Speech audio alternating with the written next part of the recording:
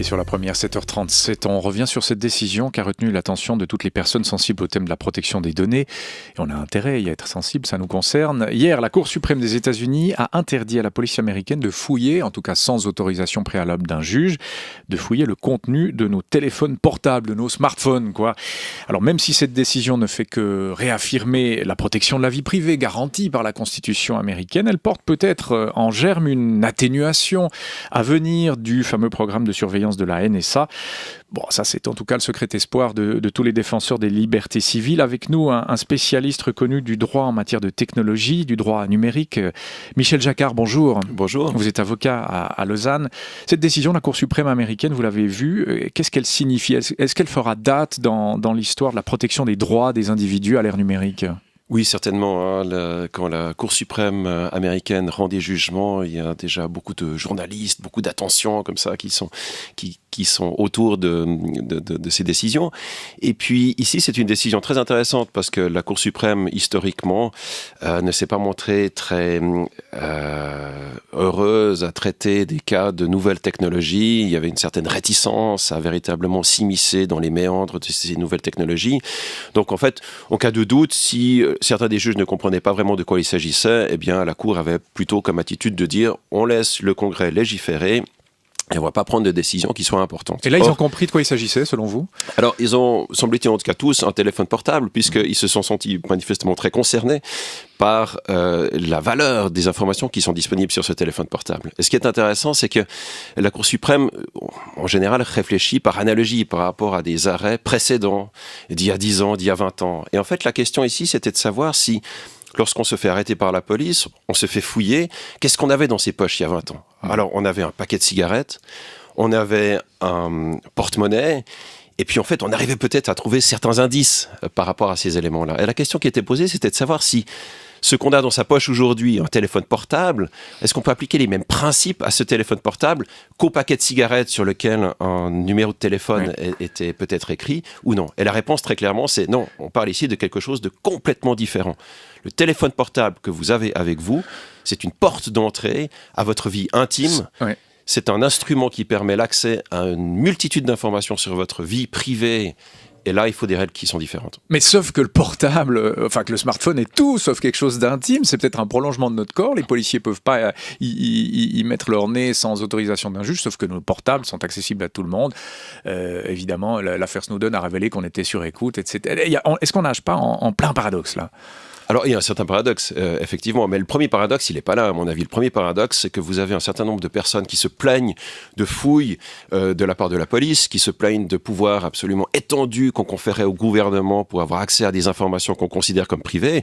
Mais ces personnes-là, parfois, sinon souvent, sont les premières personnes à mettre à disposition, alors c'est pas le gouvernement, mais de réseaux sociaux, Facebook, Google, etc., volontairement, un nombre incalculable d'informations personnelles. Donc d'un côté, le paradoxe, pour moi, premier, il est là.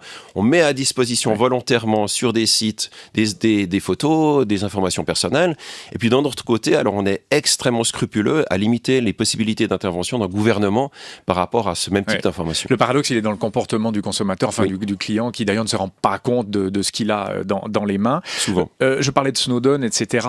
Est-ce qu'on peut voir aussi dans ces décisions de la Cour suprême peut-être un moment d'inflexion après les révélations de l'affaire Snowden ? Est-ce qu'il y a un lien de cause à effet selon vous ? Clairement, il y a un souci aujourd'hui de chercher à rééquilibrer un petit peu de la pesée des intérêts, la nécessité pour un gouvernement, pour une police de faire son travail et de chercher à élucider des crimes, mais aussi le souci de préserver une sphère intime, une sphère privée pour les concitoyens, pour les consommateurs. Donc on assiste très clairement à un rééquilibrage de ce débat.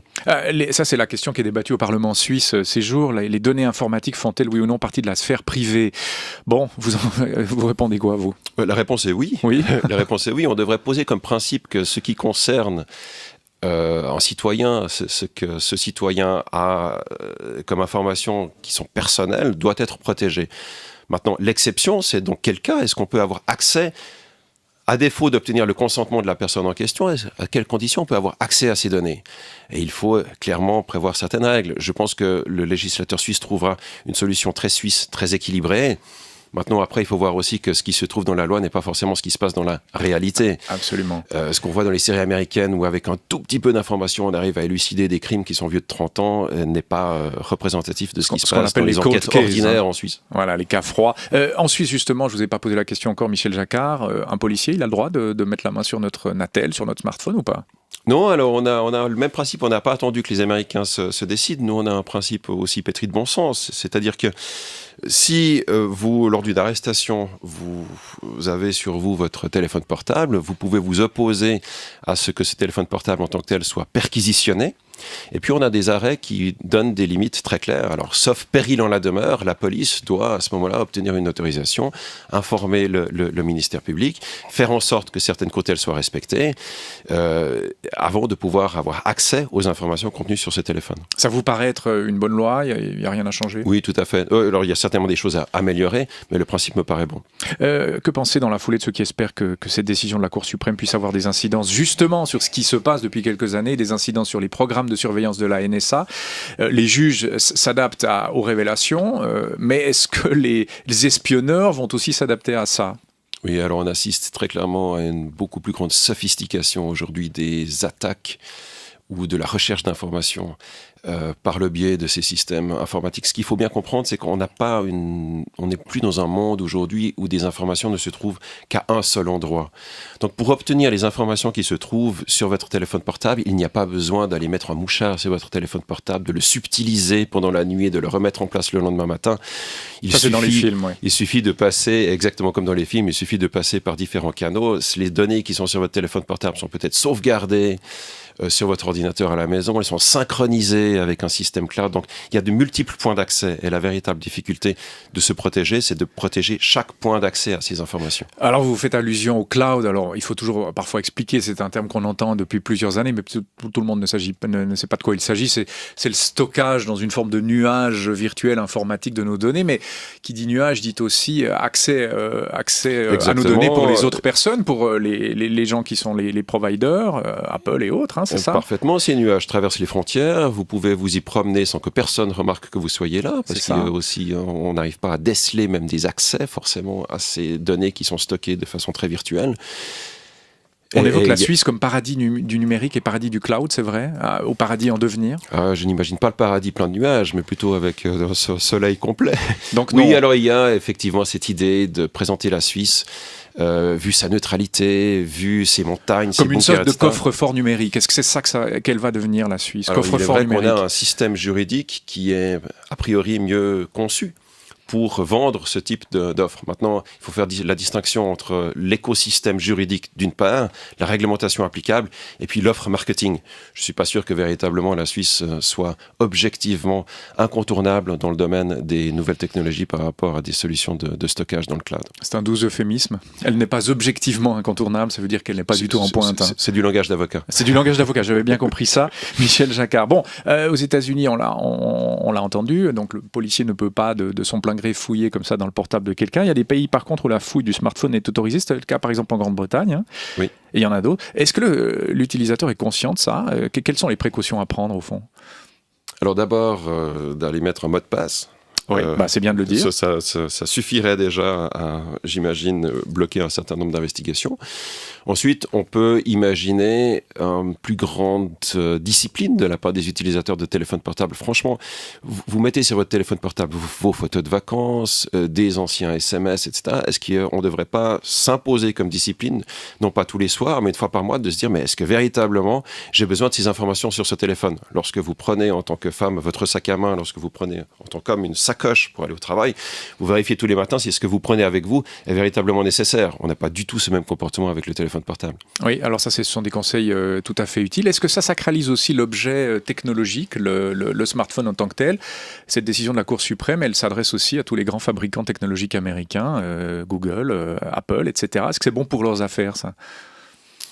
Alors, ce qui est bon, j'imagine, c'est que vous allez avoir un certain nombre de prestataires de services qui vont arriver avec des solutions qui consistent à peut-être offrir l'équivalent d'une capsule de cyanure pour votre téléphone portable. Une autodestruction. Donc, une autodestruction, où on se trouve ici dans Mission Impossible. Mais c'est ce vers quoi on va, c'est-à-dire la possibilité par un appel téléphonique ou par simplement un moyen à distance, de pouvoir supprimer toutes les informations disponibles sur un téléphone portable. C'est ce que certains employeurs déjà cherchent à mettre en place, parce que les employés d'une entreprise aussi ont leur téléphone. Ce téléphone contient certainement des informations dans l'entreprise et il faut, le cas échéant, pouvoir très rapidement supprimer complètement les informations qui appartiennent à l'employeur. Donc une forme d'autodestruction technique, ça, c'est ce qui va arriver pour nos téléphones portables. Oui.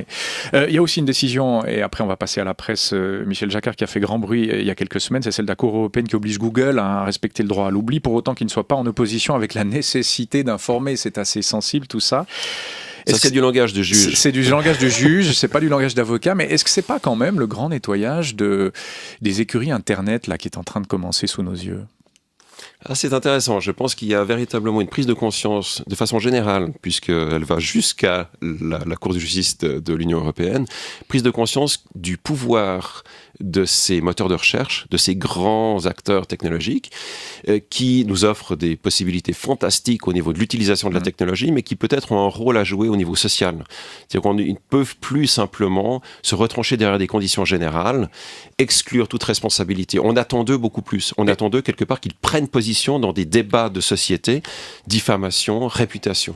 Mais le droit commence à ne s'y mettre que maintenant. C'est ça aussi. Google existe depuis 1998, etc. On a 14 ans de retard, mais le droit s'y met maintenant. C'est ça, la justice s'y met maintenant. La justice s'y met maintenant. Le droit, lui, était déjà applicable. C'est pas sur la base d'une nouvelle disposition. Et la Cour de justice n'a pas attendu une nouvelle disposition. Par contre, effectivement, il y a toujours un décalage entre le moment où les problématiques surgissent et le moment où elles sont traitées par les tribunaux. Ici, on arrive aussi à une solution qui est un petit peu intermédiaire, mais qui très clairement est un signal vis-à-vis de ces acteurs technologiques en disant attention, on attend de vous un certain arbitrage par rapport aux données que vous hébergez. Et ça, c'est intéressant et j'imagine très positif.